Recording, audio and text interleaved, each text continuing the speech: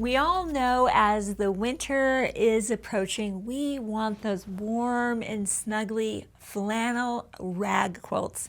And for that reason, Creative Grid created a new tool called the Batting Buddy, specifically designed to make rag quilts just nearly perfect.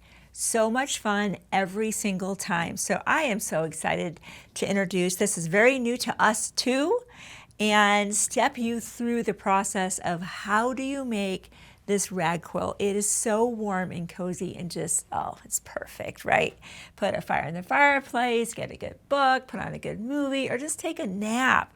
There's nothing like being under the warmth of flannel. And something about rag quilts just gets me every time.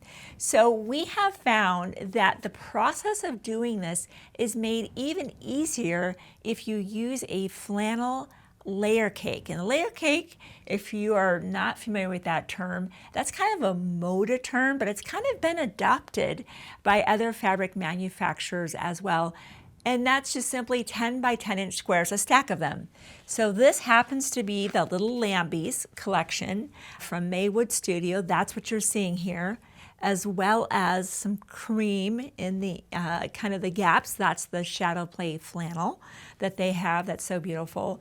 But how nice that these are already beautifully cut for you. They're stacked and packaged, right?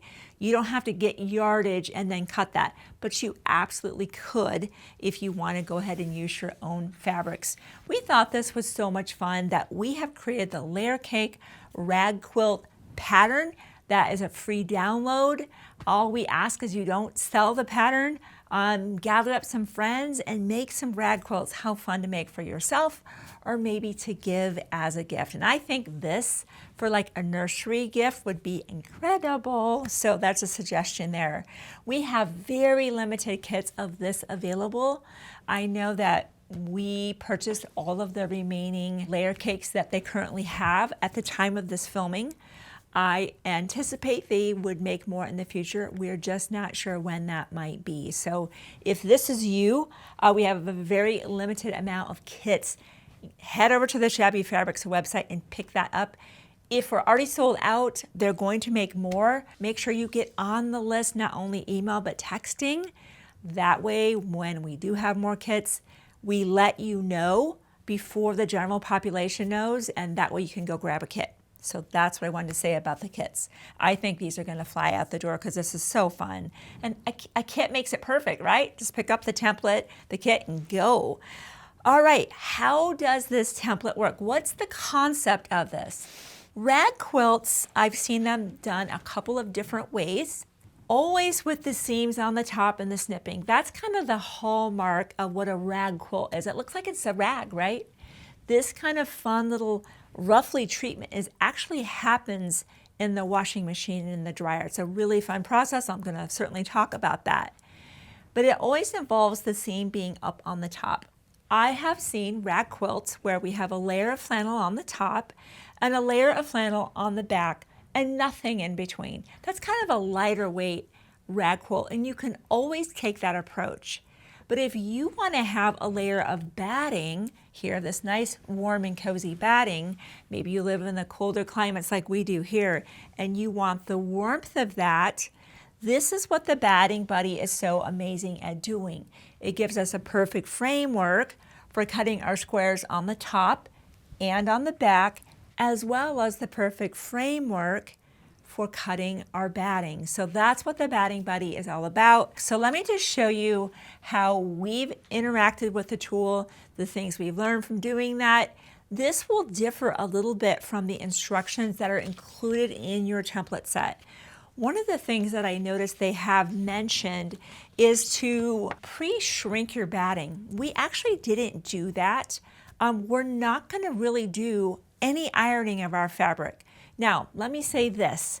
When you get your kit, if you're going to be purchasing our kit, or maybe you have yardage from home, these squares here come from a big chunk of fabric that was folded. That will have wrinkles in it. Go ahead and iron that out and get it beautifully flat before you start cutting it. But after that's cut, we never really used an iron again. And for that reason, we did not pre-shrink our batting.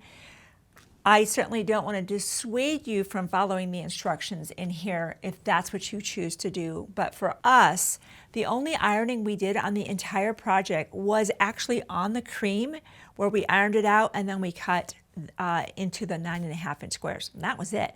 Nothing else was ever actually ironed, because as you can see, this layer cake is perfectly smooth and ready to go. So just wanted to mention that.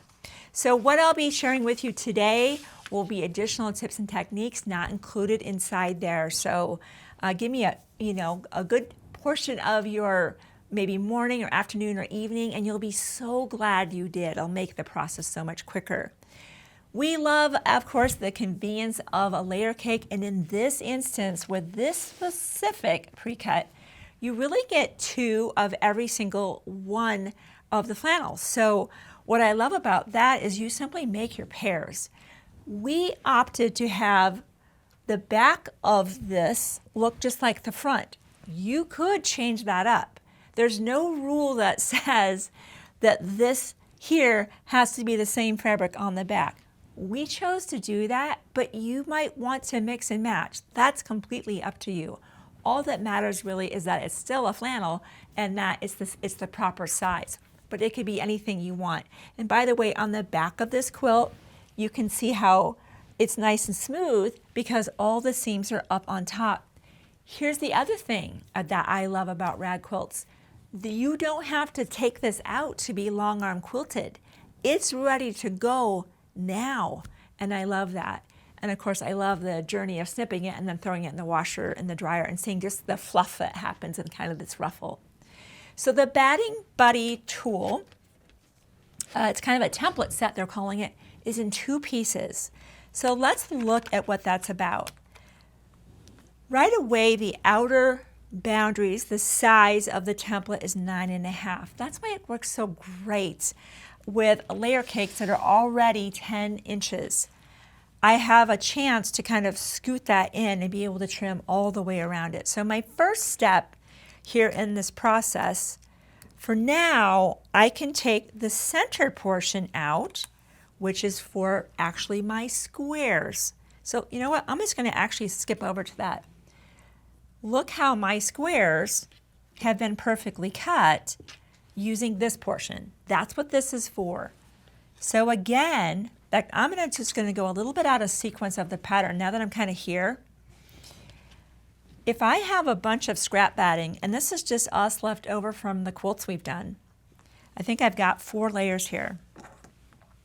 I can stack this, put this here. I'm using a 60 millimeter. I'm just going to make kind of a rough cut for now, so I can use my spinning mat and nothing's kind of dragging. What I love about this is I'm simply pressing down. Sometimes when we're done with a quilt and we have all this extra batting, I'm like, what do I do with this? Now I know what I'm doing with this. You could even, as you finish projects, pre-cut these and they're just always ready to go so that you can make rag quilts whenever you want to. The reason I have a 60 millimeter is because of the profile of the blade. If I have a 45 millimeter, I'm kind of like running out of space. I'm already kind of at this portion of the blade with a 45 millimeter, and that's why I have a 60. If you only have a 45 millimeter, it'll still work. You just won't be able to stack it quite as high and cut as many layers at one time, and that's fine. So I just wanted to mention there, though, why I have a 60 millimeter, which is kind of rare for us. So there goes those scraps. So that is how we cut our batting pieces, and that's the inner portion of the Batting Buddy template set. So let me put that off to the side for now. Let's go back to our layer cakes. We just grabbed stacks of the two at a time, and you know that they're going to be back to back, so you might as well cut them that way now. Just get it over with. So for the outer portion of our Batting Buddy, I'm just going to stack this on here, making sure I have something to trim around all 4 sides. Simply press. rotate the mat.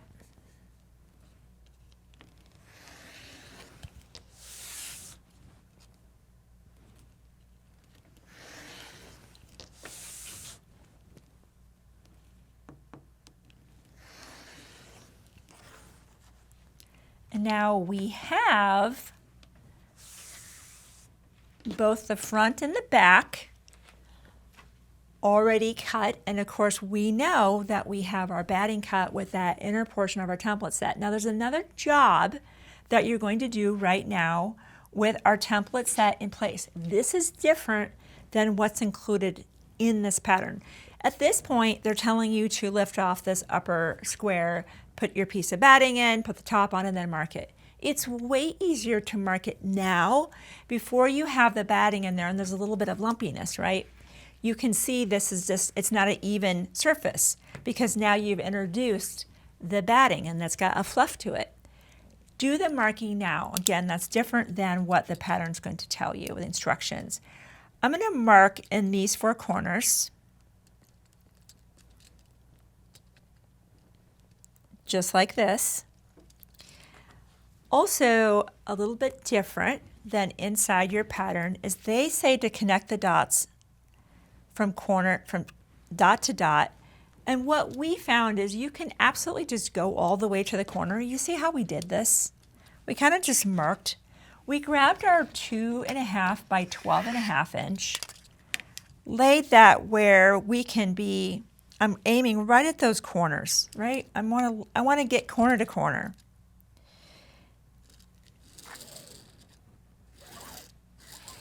And then this direction,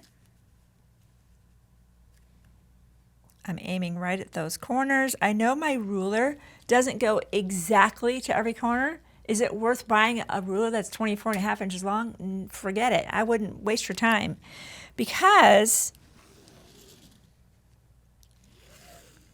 we can see to get that line, right? And we will absolutely, at this point, now that that's marked, move this out of the way. Now this is one of my favorite things. Sometimes if you are going to be using batting and you're opting for this technique, in the past when I have cut my batting squares, and they're always a little bit shorter than smaller than this larger square, I've always kind of had to fish around, where should they go? Check this out. Place the frame exactly back over the cut square and look what we have. And there's a little bit of wrinkle. I'm going to get a different one. Look at that. Now you don't have to guess where that goes. The template tells you where that goes. Simply lift that away. The top goes back down, stacking the one square exactly on top of the other. Because we have a thicker kind of bulk and we don't want this square to move, we want that to stay there. Because what this actually is doing is this distance here, if we measure that, that's an inch all the way around. One thing the pattern does never tell you is that it's a 1 inch seam allowance we're going to sew. So this is 1 inch right there. I just thought that was something I wanted to point out because as I read the instructions, it never actually says what that seam allowance is. And I thought, you know, I'm going to say that on camera, but we don't want that batting to shift into that lane that we'll be stitching on. So for that reason, we're going to be using our thicker cool pins meant to go through the bulk of flannel and batting and so many other things.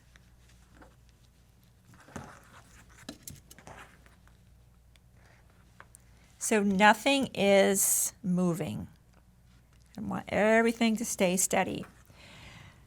We grabbed Aurifil cream. It seemed to just kind of work with everything. The color that I have here is Aurifil 2311, obviously a beautiful quality thread.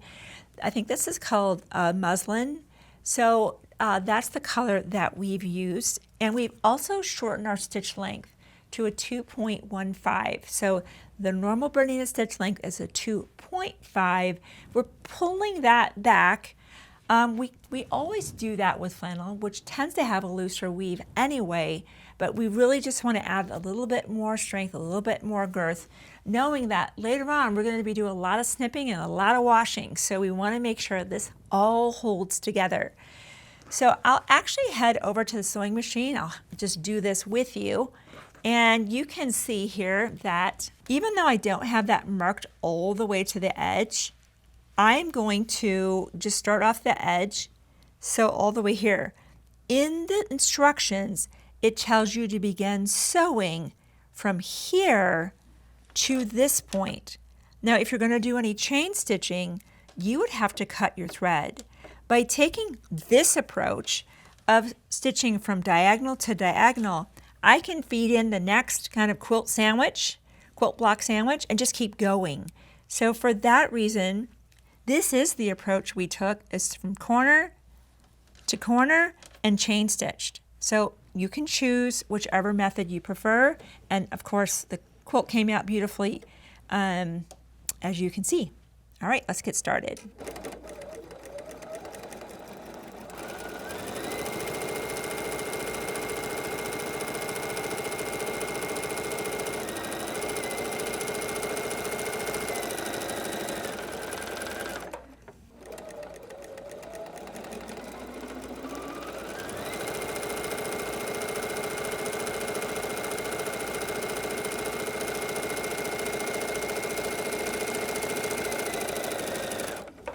So we now have one of our kind of quilt block sandwich, so fun to make.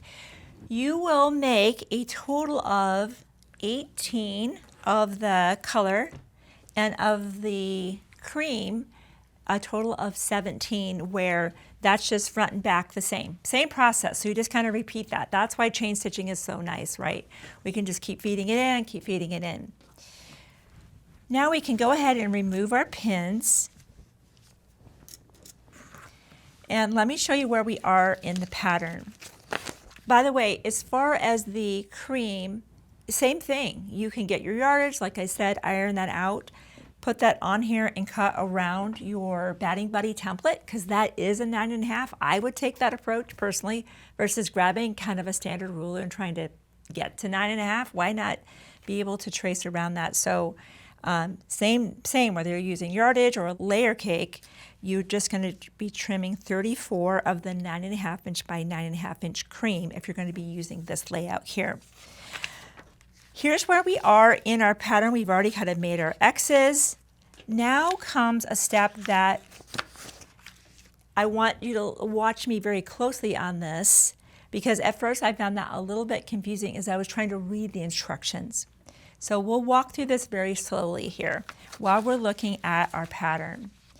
Arrange the blocks in 7 rows of 5 block sandwiches each. So that makes sense.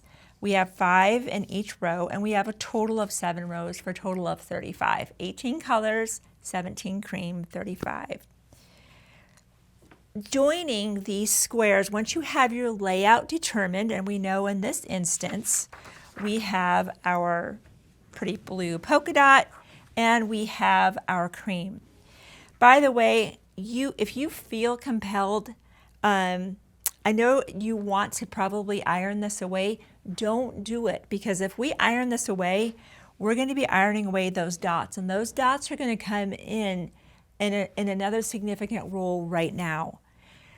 I should have mentioned, don't use a permanent marker. This is the friction pen. You know, we don't want to be seeing X's. Those will be later on, especially as you wash and dry, automatically removed, because this removes with heat. But don't use a permanent marker, and I should have mentioned that earlier. So here's where we are in our process. Working with the first 2 blocks in the row, place the block sandwiches with the back, the unmarked sides, right? So we're going to go back to back,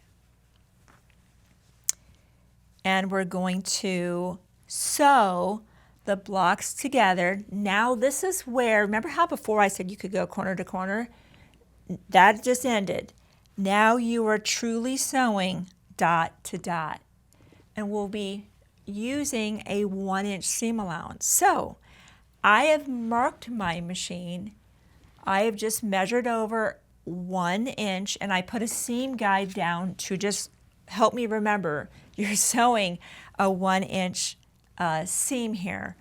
Now, if you're uncomfortable with that, you're like, I need a crutch, I am not comfortable with that visually, you can always grab your batting buddy, back out, put this right back where it was. No one's going to judge you. And you simply draw that line, right? You always have that option to draw that line. If you are completely comfortable with that and you're comfortable, don't need to take that extra step. So I just wanted to put that out there if someone's like, I really am completely uncomfortable with that concept. So let me go ahead and just iron that away so we don't see that line. Okay, so that was a little bit of a diversion. I never know someone's quilting experience and their comfort level, so that's why I like to throw out some options. So again, back to back, stacking exactly on top, and our hope is that this dot and this dot are exactly in the same location.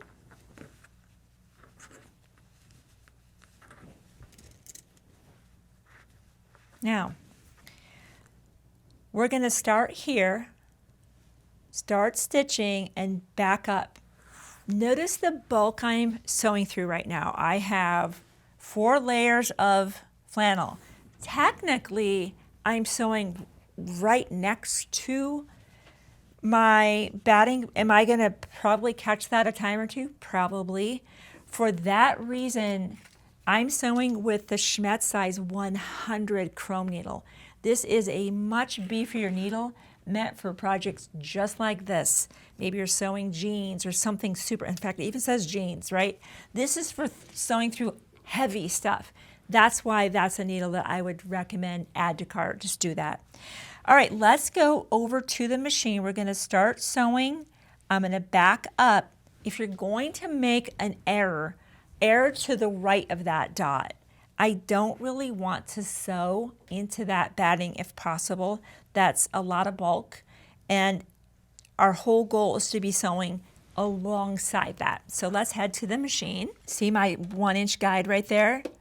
That's helping me stay true to knowing where I am. So I'm going to start stitching just a little bit, and I'm going to back up.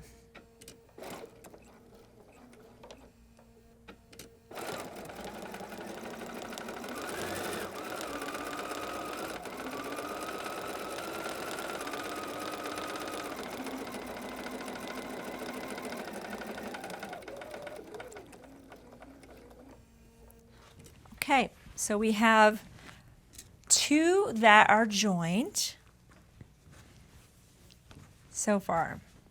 Now, as we can see in our pattern, there's 5 in each of the rows. So you could add 1 more to make a group of 3 and then do a group of 2. I generally don't like to just keep adding on. Sometimes things start to turn a little bit. So if you want to do a group of 3 and a group of 2, fantastic, and then join them here. Because that's bigger than the table space I have, we're just going to work with a pretend quilt sandwich row of just 3 units. So that'll be a little bit more manageable. So let's pretend this was the next one that I was going to add, just like we've been doing with the markings up above. We go backside to backside, just like we did, stacking, pinning, point to point, memory to backstitch, backstitch, and now we will have that row. One of the things that I wanted to really emphasize is how do you sew these rows together? So I have another row prepared. The next thing I want to emphasize is how do we sew the rows together? There's a very specific technique here to ensure things are lining up really well and so that your points on the back are coming out really, really nice. As quilters, that's really important to us. So just like we've been doing with back to back, now this is where we are in our pattern, is really kind of right in here, where we have our row back there. Yes, we only have 3, but you'll have 5, and we have our row here. I want to point out something, because as quilters, we're always talking about interlocking seams. So you would think one seam would go this way, and certainly the one in the back must go to the right for now. No. And the only reason being is we're just moving things over more for alignment reasons only, so that, number one, I can stack that with both seams. See that? How I can see both of the seams right now? Because they're both kind of going this, I can see that roll and that roll are stacked perfectly. That's what I want to be able to do here. This allows me the opportunity to go, yep, I can put a pin right here. I'm going to put it back a little bit further, because ultimately we're going to sew from this dot to this dot. So because I don't want to take my pin out, I'm not going to extend that pin here. I'm going to pull that back, maybe even a little bit further back.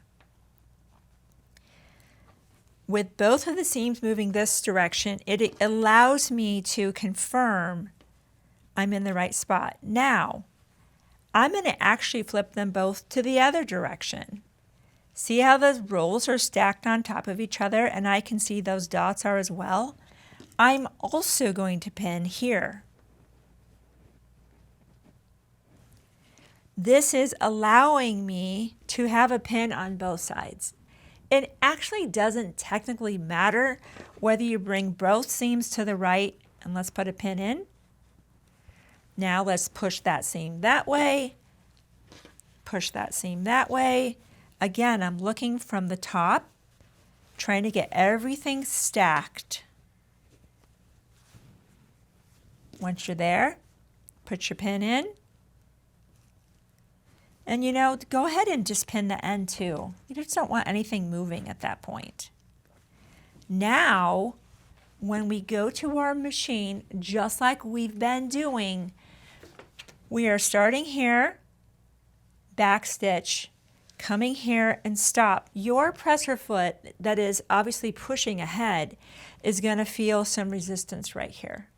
Our goal is to come up, at least hit the needle with that point, and back stitch and then cut. Now, once we move on to the next seam, we'll be pushing those out of the way. See how these seams are going to keep flip-flopping as needed. Now, this is going to be very difficult for us to actually start there. The needle's going to be, or the presser foot's going to be kind of on a ramp. You might want to start here, back stitch to your point, and then go.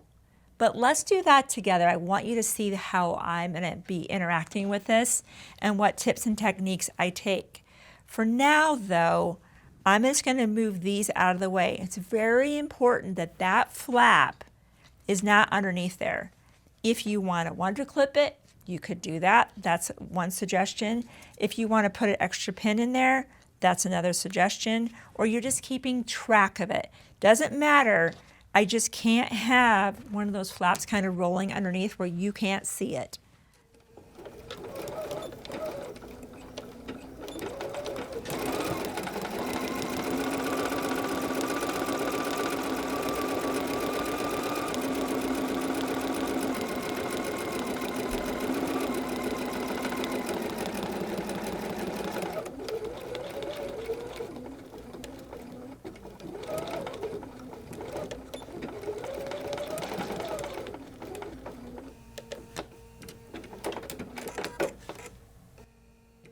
Okay, now both the top and the bottom are scooting back.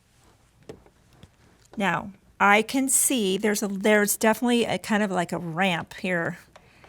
I can make that very flat and start here, or as I suggested, be slightly ahead of that and back into that.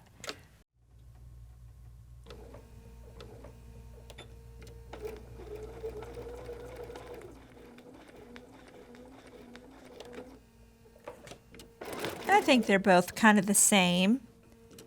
Do whatever works for you and you'll learn, you'll know. Now before I get down to this one, I have both of those pointing toward me so that we don't accidentally roll that back and sew it. If you do, you'll just seam rip.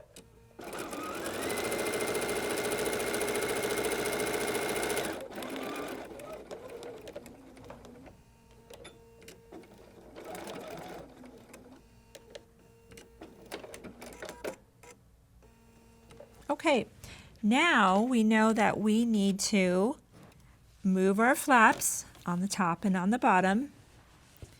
And this time, I will start with, I'm just going to kind of start on this little hill. One thing I know about the BERNINA, because it has the dual engage, if you start kind of back there, sometimes the fabric can bunch up in the dual feed. You might choose to not use the dual feed in that instance if you're finding on a BERNINA or maybe any other sewing machine that has this type of device. If it's catching it, just disengage it and keep sewing.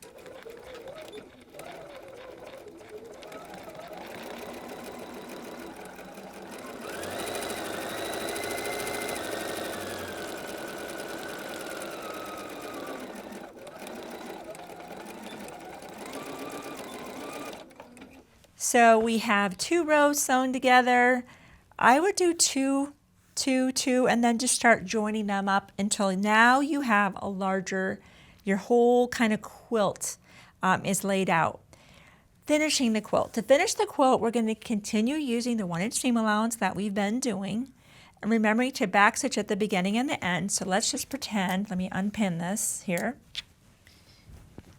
Let's just pretend this is our whole quilt top. We're going to begin sewing at any corner mark of any block on the outer edge of the quilt, and we're going to sew around the entire quilt. So let me just show you what we did here, right? Because you want to have something that kind of ends it. We're used to having a border in our quilt. In this instance, what we'll do is just as they're stating that we'll once again start here, backstitch, move our flaps out of the way, stop, cut, push the flap over, start here, and you are doing that all the way around the perimeter of your quilt to just kind of lock that all in. Okay, now here is the fun part.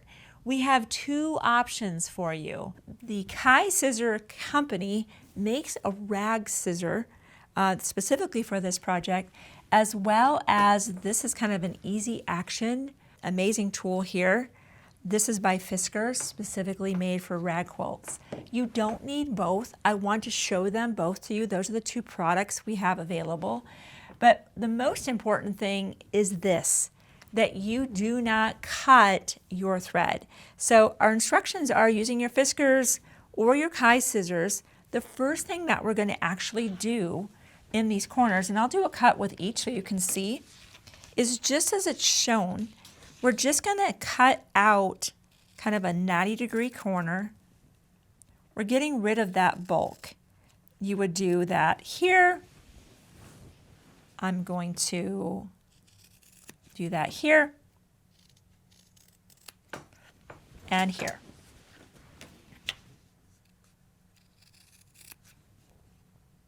Keeping in mind, we're pretending that this has all been sewn together. We're pretending that. All right, and you're going to keep doing that. Maybe down in this corner, I'll use these. Let's just see here.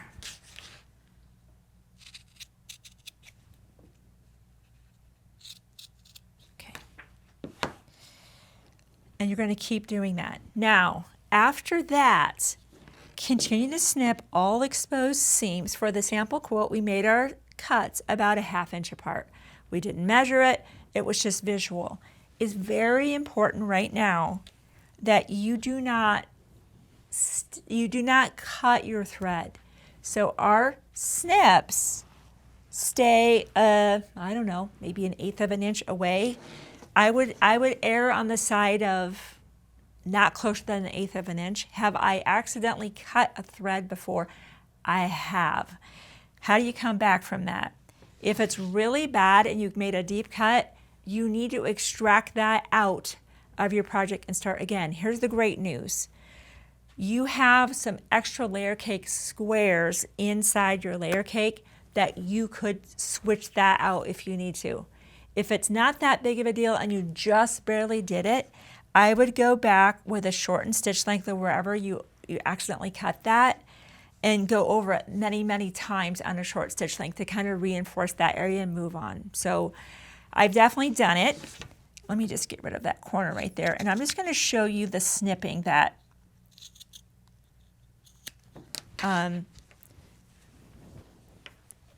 I just kind of go in about like that.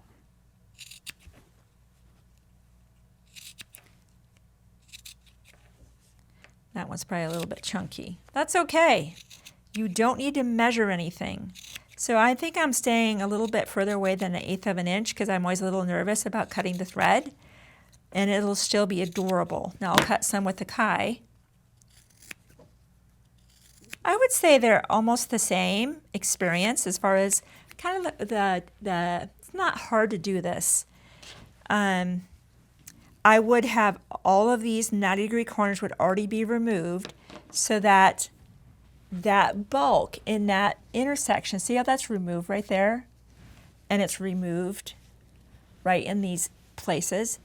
It helps reduce that bulk, kind of that confluence.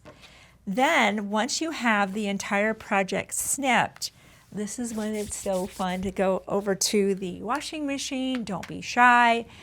Wash it on whatever temperature you want, and then the magic really happens in the dryer. And it's amazing how it somehow it just takes up all of the extra thread and all the extra fibers, and it just makes this amazing. This was washed one time, and I sleep actually under rag quilt all winter long. Personally, I love that, and every time I wash it, it just gets a little bit better. So I know that rag quilting has been around a long time, and I love that the batting buddy makes even a beginner successful their first attempt, and rag quilts are so much fun to make. And as you can see, when you want to repurpose your flannel scraps or you want to repurpose your batting, it's time to make a rag quilt. So how fun is that? As I said, we have limited kits, but it's still fun even if by the time you see the video, this is gone. We do have a lovely selection of flannel fabric. You can go fabrics by type, flannel, and just grab some yardage and of course pick up the batting buddy template set, and you can see it worked really well on that spinning mat. And don't forget the 60mm rotary cutter, the cool pins, and any other notions you might need. Also, I'm just seeing the chrome needles, the size 100. So rag quilts are back in style. Head to the Shabby Fabrics website to pick up whatever notions you might need, and subscribe. This is where you learn new tips and techniques, Block of the Month clubs, and so much more.